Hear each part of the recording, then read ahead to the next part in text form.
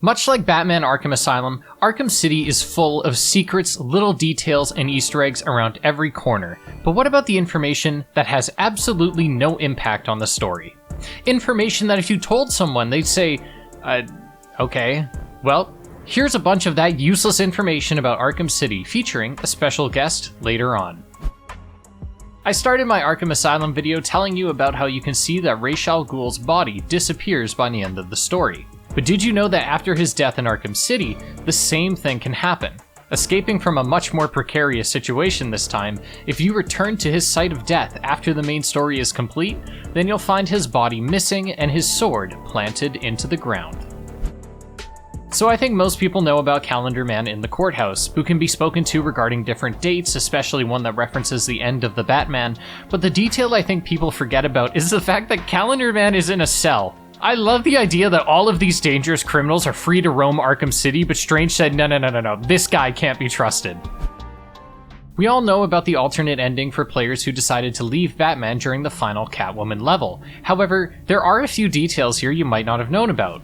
The first is that this was supposedly developed in just 2 days. And second, you can only get this ending once. If you try to do it again, then Selina will have some special dialogue for you. Come on, Selina. You've got to save Batman, no matter what.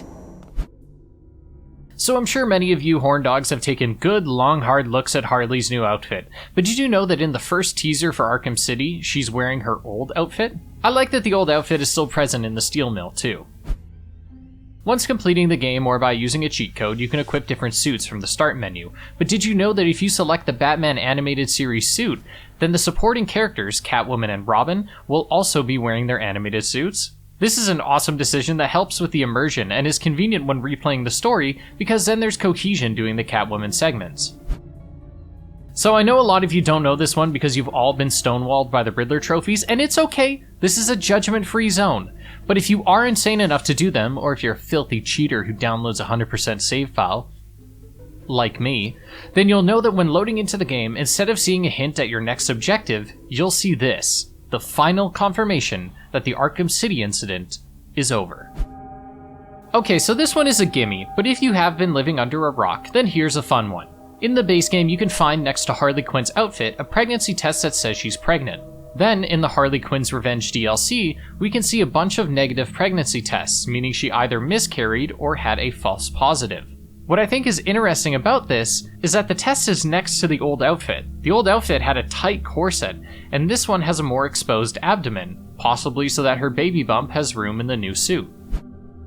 When investigating the sniper shot from Joker, he'll put on a countdown which will make most people jump out the window, but if you stay behind, you'll hear this unique dialogue.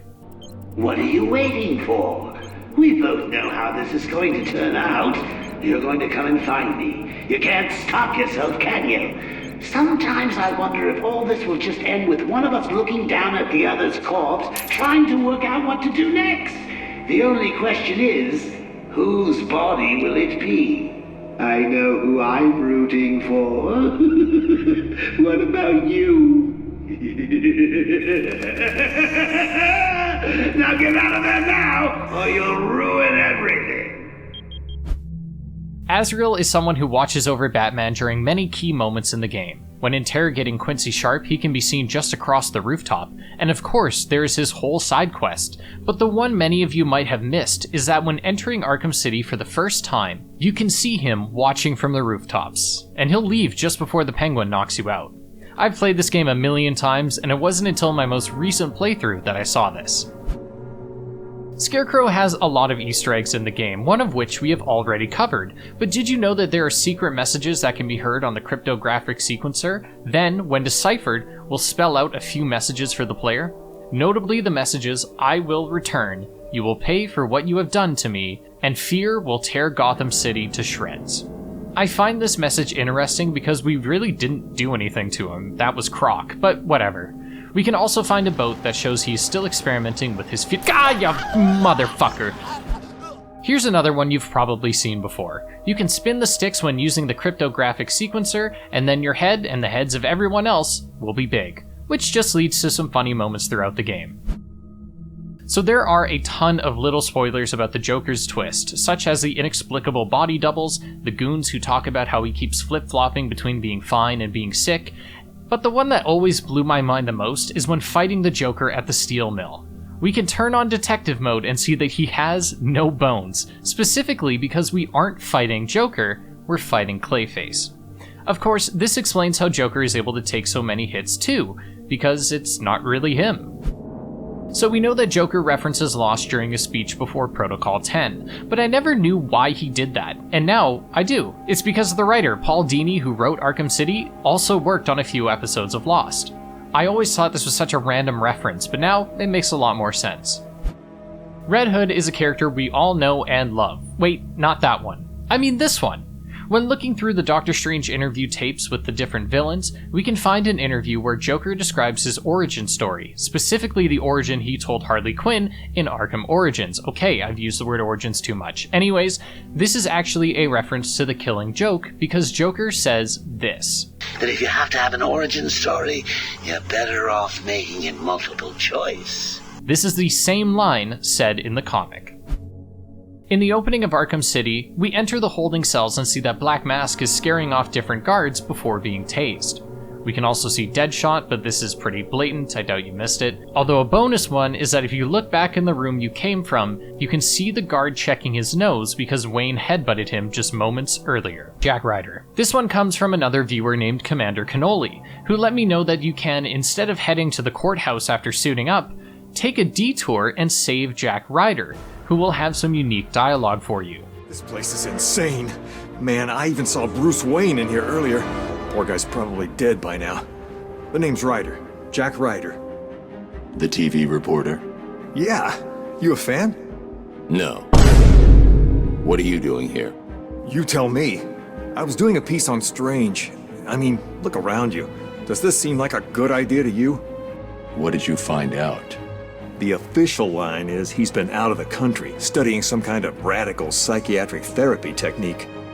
I did some digging and found a guy who claims Strange caused his breakdown. Seems that after the professor cured him, he couldn't even remember his name.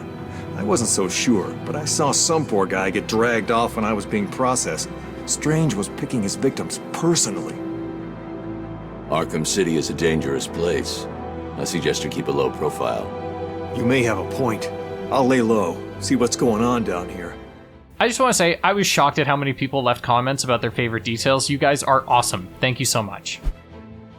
There are a few moments, especially in the opening, where you can be hit by characters like the aforementioned guard and Penguin, but did you know that you can just keep getting hit? Over and over and over and over, and yeah, you get it. You can just keep taking punches and kicks. Bonus fact though, you will take damage if failing to counter the ninja in Wonder City. I love stuff like this because it just looks so goofy. The big twist in Arkham City is that Hugo Strange is actually working with someone else, and of course, we can get a hint as to who that might be if we die to a Tiger Guard, which will give us this death screen. So, you failed to live up to his expectations.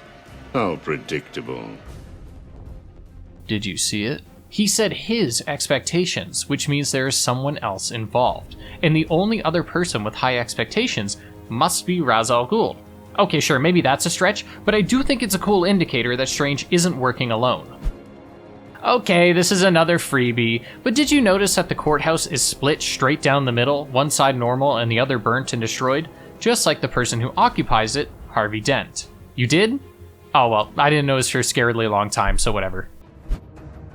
Joker is a character who is always putting Batman in danger, but often, even when he has him by the cowl, he won't pull the trigger. And that's obviously because he doesn't actually want him to die. It's all a big performance, and we can see this in its purest form during the Clayface boss fight, that when Batman is losing, Joker's heart rate rises, but when he's winning, he's totally calm.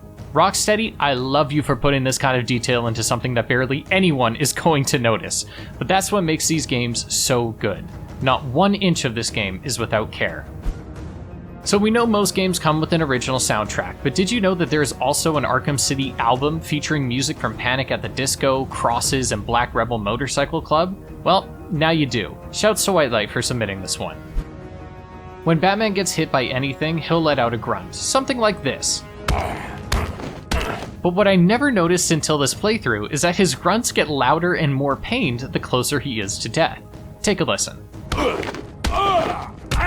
For the next few facts, we're going to be joined by none other than fellow Arkham tuber Charles Carty. Take it away, man.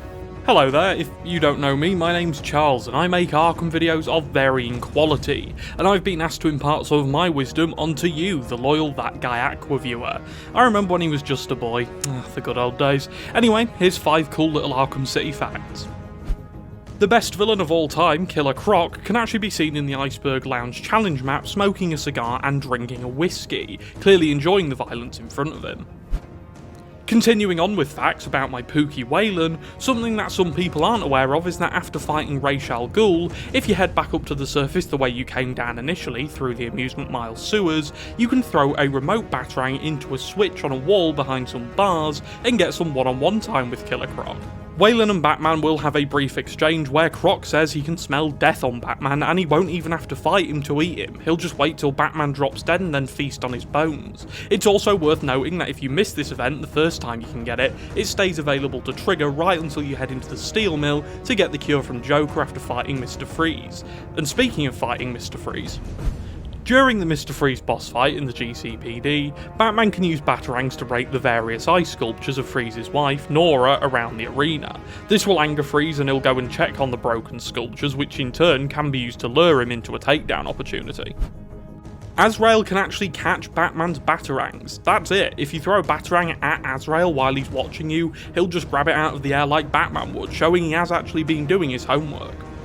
And finally from me, did you know that Hugo Strange's Tiger Guards, who were brainwashed by Strange using a serum created by the Mad Hatter, can never feel terrified? If you go into detective mode while fighting them in Predator encounters, they'll never enter the terrified state that normal thugs enter once enough of their friends have been picked off, due to the brainwashing inflicted on them by Hugo, which forces them to be nearly perfect soldiers.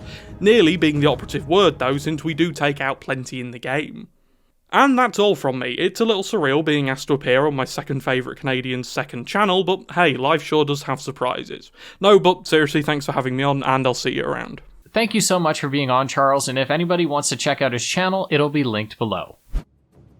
So we all know that Harley jumps at us when first entering the church, and you can of course counter her, but you can also try to throw a gadget at her, and if you do, she has a dedicated animation for dodging out of the way. When entering the train station underground, we can see a few thugs talking about Solomon Grundy, and they even spoil that Penguin has him, foreshadowing the fight to come about an hour later. To give you some more foreshadowing, we can also see the League of Assassin member when first entering the museum, and see that she is meditating, waiting for her time to break out. We can also listen to Penguin's audio file about her. Take a listen. Now this little mix is a real puzzle. Where did she come from? How did she kill 8 of my men before we managed to hold her down and beat her into unconsciousness? All I know is, I like her pajamas. In the Solomon Grundy fight, there are 2 interesting details you might have missed. The first is that, if shooting Grundy with the remote electrical charge, then he'll be healed, because of course he would. And the other is that you can counter his jumping attack to vault over him, which might be obvious, but the counter icon is rather small, and when a beast like that is jumping towards you, the last thing I am doing is pressing counter. When drinking the demon juice in Ras al Ghul's sanctum, you can see the veins on Batman's face being temporarily healed. Maybe it's obvious, I never noticed.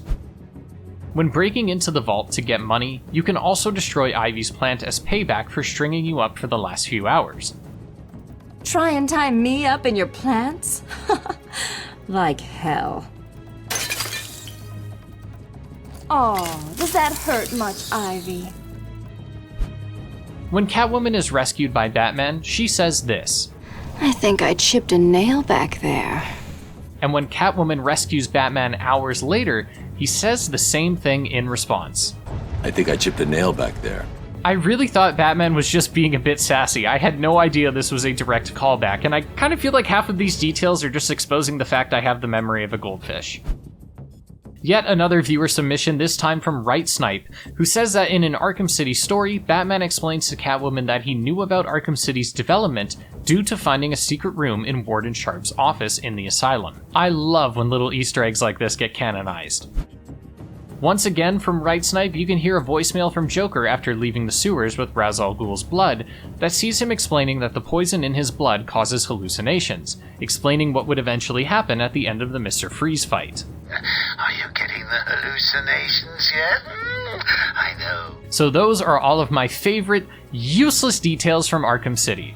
If you have any for Arkham Origins, the one I'll probably be doing next, feel free to leave them down below and you might end up in the video. Thank you once again to Charles Carty for joining me on this one, and I hope you all have an excellent rest of your day. Also, like, subscribe, hype the video, do all that. I don't give a shit. Okay, bye.